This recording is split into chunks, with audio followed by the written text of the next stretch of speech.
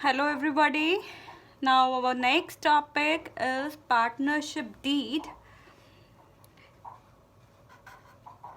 तो चलो करते हैं पार्टनरशिप डीड. पार्टनरशिप डीड क्या है? अब पार्टनरशिप डीड, पार्टनर जो हैं वो जब भी पार्टनरशिप करते हैं तो पार्टनरशिप में वो एक एग्रीमेंट डिस्कस करते हैं. उसी एग्रीमेंट में वो डिसाइड करते हैं कि वो अपने प्रॉफिट्स, अपने लॉसेस कैसे डिस्ट्रीब्यूट करेंगे. राइट बच्चों, वो अपनी सारी एग्रीमेंट्स करते हैं, सारी conditions, terms and conditions mention करते हैं. ये सभी टर्म्स एंड कंडीशंस मेंशन की जाती हैं so that there can be no dispute. So ये एग्रीमेंट रिटन में भी हो सकता है और it can be in oral form. जब ये एग्रीमेंट रिटन फॉर्म में हो जाता है तो वो एक लीगल डॉक्यूमेंट बन जाता है और लीगल डॉक्यूमेंट इसे सभी पार्टनर साइन करते हैं. उसके अंदर कुछ क्लॉजेस होती हैं और इसी डॉक्यूमेंट को हम बोलते हैं partnership deed.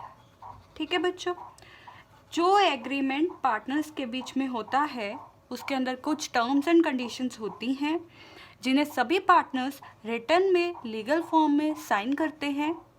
That agreement is known as partnership deed. तो इसी पार्टनरशिप डीड के अंदर जो मेन क्लॉजेस हम डिस्कस करते हैं हम उन्हें एक बार देखते हैं. क्लॉजेस जो पार्टनर्स पार्टनरशिप डीड में पहले ही रिटन में डिस्कस करते हैं वो होंगे कुछ पॉइंट्स. हमारी बुक में बहुत सारे पॉइंट्स दे रखे हैं, हम कुछ पॉइंट्स डिस्कस करते हैं जो मेन पॉइंट्स हैं. तो हमारे पास सबसे पहले मेन पॉइंट क्या है कि पार्टनर्स डीड में क्या लिखेंगे कि हमारा पार्टनरशिप फर्म जो है उसका क्या नाम है, क्या उसका एड्रेस है, राइट, और क्या हमारे बिजनेस की डिस्क्रिप्शन है. ये हमारे किसके बारे में है? फर्म के बारे में. फिर सेकंड पॉइंट में क्या है, पार्टनर्स क्लॉज में ये भी बताएंगे कि हमारे पार्टनर्स का क्या नाम है, हमारे पार्टनर्स का एड्रेस क्या है, वो क्या काम करते हैं. तो ये पार्टनर्स का डिटेल होगा. फिर इसमें एक और पॉइंट भी हो सकता है कि जो हमारे बिजनेस का प्रिंसिपल प्लेस ऑफ बिजनेस क्या है, प्रिंसिपल प्लेस क्या है, मेन बिजनेस हेड कहाँ पे है. Then the nature of business, business की नेचर क्या है,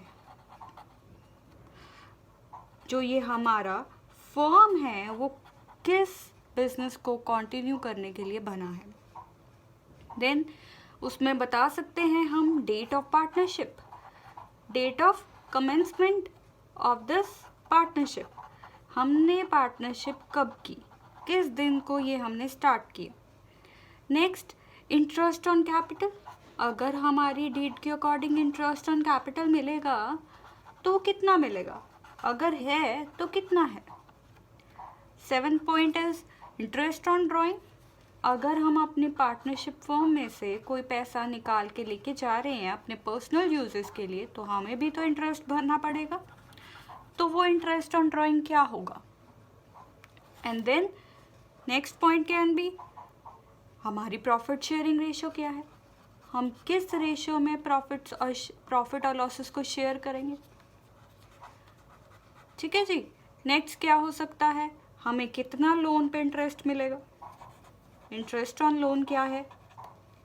उसके बाद हमारा नेक्स्ट पॉइंट क्या हो सकता है, हमें कितनी सैलरी मिलेगी, कितना कमीशन मिलेगा, हमारी गुडविल कैसे कैलकुलेट होगी, हमारे पार्टनर्स के राइट्स क्या हैं, ड्यूटीज क्या हैं.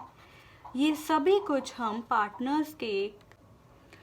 हाँ जी, अब इम्पोर्टेंस ऑफ पार्टनरशिप डीड में देखते हैं कि हमारी डीड इतनी इम्पोर्टेंट है क्यों, हमने ये डीड क्यों बनाई है, हमें इसका क्या फ़ायदा है.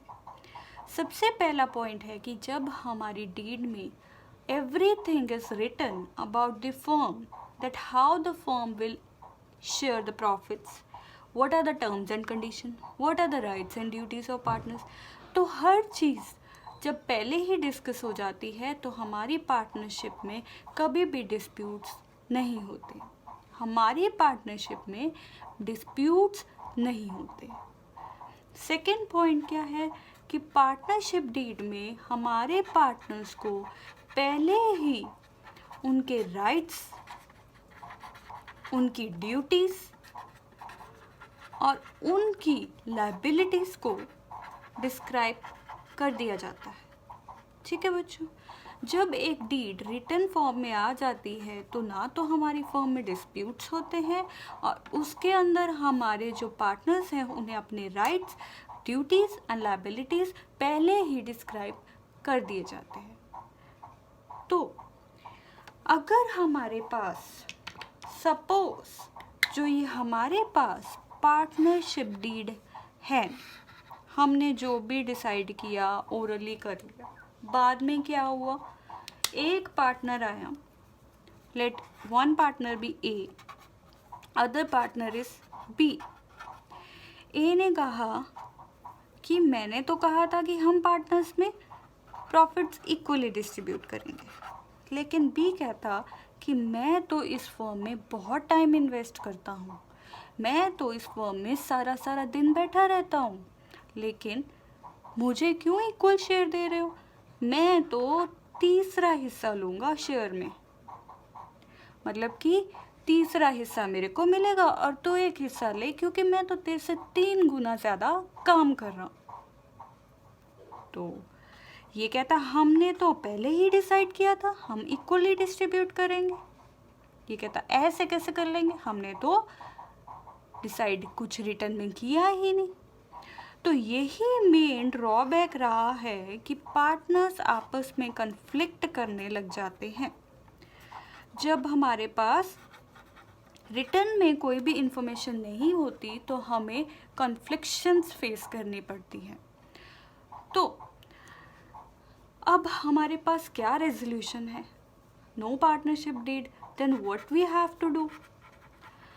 तो हमारे इंडियन पार्टनरशिप एक्ट ऑफ 1932 ने कुछ प्रोविजंस दी हैं, हमें उन्हीं प्रोविजंस को फॉलो करना होता है और उन्हीं प्रोविजंस को अपनी डीड में अप्लाई करना होता है in case we are not having the partnership deed. तो उस प्रोविजंस के अकॉर्डिंग हमारी इंडियन पार्टनरशिप फर्म जो है उसे इंडियन पार्टनरशिप एक्ट ऑफ 1932 के अकॉर्डिंग कुछ रूल्स फॉलो करने होते हैं। तो पहला रूल है कि जो पार्टनर्स हैं वो प्रॉफिट एंड लॉसेस को, अगर प्रॉफिट्स और अगर लॉस हुए हैं तो वो इक्वली शेयर करेंगे।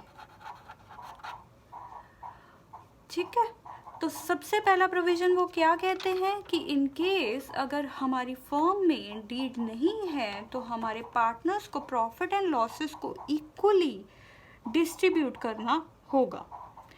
सेकेंड, हमारे पार्टनर्स जो भी पार्टनरशिप फर्म में कैपिटल लेके आए हैं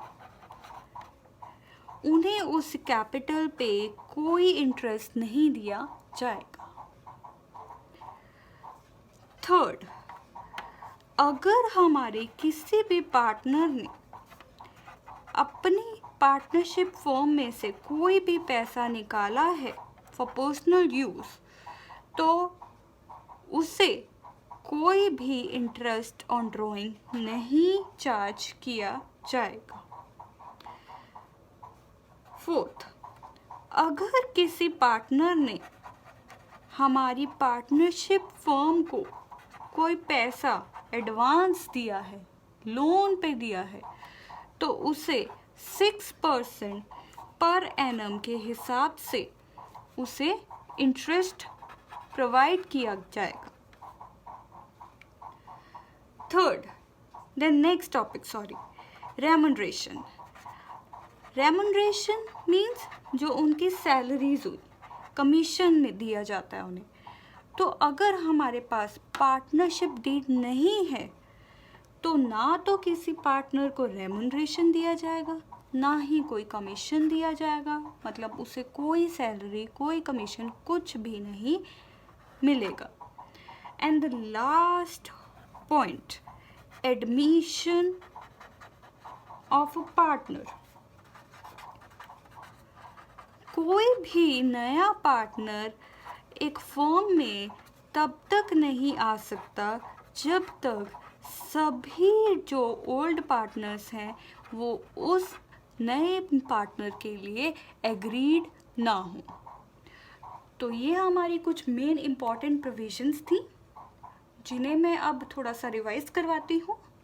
हमने बहुत ही ध्यान से ये टॉपिक करना है, ये बहुत ही इम्पॉर्टेंट टॉपिक है हमारे सिलेबस का, जो कि है कि अगर हमारी फर्म में पार्टनरशिप डीड ना हो तो हमें इंडियन पार्टनरशिप एक्ट ऑफ 1932 के अकॉर्डिंग कुछ प्रोविजंस को फॉलो करना होगा। और वो प्रोविज़न है कि हमारी पार्टनरशिप फर्म में सभी प्रॉफिट एंड लॉस को इक्वली डिस्ट्रीब्यूट किया जाएगा अमंग ऑल द पार्टनर्स। उन्हें उनकी कैपिटल पे कोई इंटरेस्ट नहीं दिया जाएगा। अगर वो कोई भी ड्राइंग कर रहे हैं तो उनके ऊपर कोई ड्राइंग नहीं चार्ज की जाएगी, ड्राइंग पे कोई इंटरेस्ट नहीं चार्ज किया जाएगा। देन अगर किसी भी पार्टनर ने हमारी फर्म को कोई भी लोन प्रोवाइड किया है तो उसे उस लोन पे 6% पर एनम के हिसाब से इंटरेस्ट दिया जाएगा। देन किसी भी पार्टनर को कोई भी वेजेस कमीशन नहीं दिए जाएंगे।